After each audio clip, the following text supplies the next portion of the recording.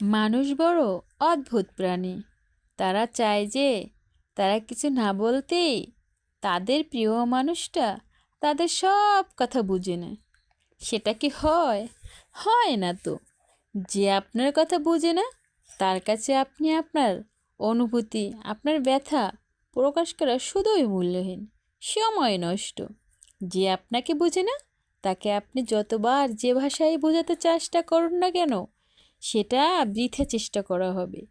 আপনার ভাষাকে যে বোঝে না সে কখনোই বুঝবে না। যে আপনাকে বোঝে সে সব সময় আপনার সব ভাষাই বুঝতে পারবে।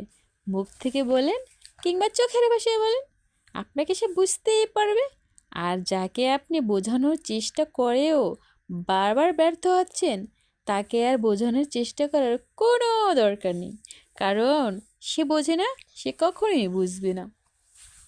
তো হ্যালো বন্ধুরা, আপনাদের সাথে গল্প করতে করতে আজকে আমি একটা লং ভিডিও নিয়ে আসলাম। তো হাঁসের মাংস ভুনা করব। তো আমি আজকে একেবারে গ্রাম্যভাবে রান্না করব, যেহেতু হাঁসের মাংসটা এক গ্রামের একটা ঐতিহ্যবাহী খাবার, সেজন্য আমি মাটির চুলায় একদম গ্রাম্যভাবেই রান্না করতেছি, খুব যত্ন করে।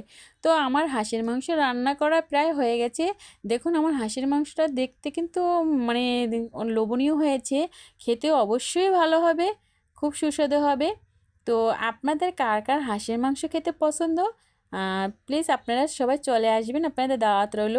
আর আমার ভিডিওটি যদি আপনাদের কাছে ভালো লেগে থাকে তাহলে লাইক করে সুন্দর একটা কমেন্টস করবেন, আর ভিডিওটি প্লিজ শেয়ার করে দিবেন। আর ভিডিওটি আজকে এ পর্যন্ত। আপনারা ভালো থাকবেন, সুস্থ থাকবেন। আল্লাহ হাফেজ।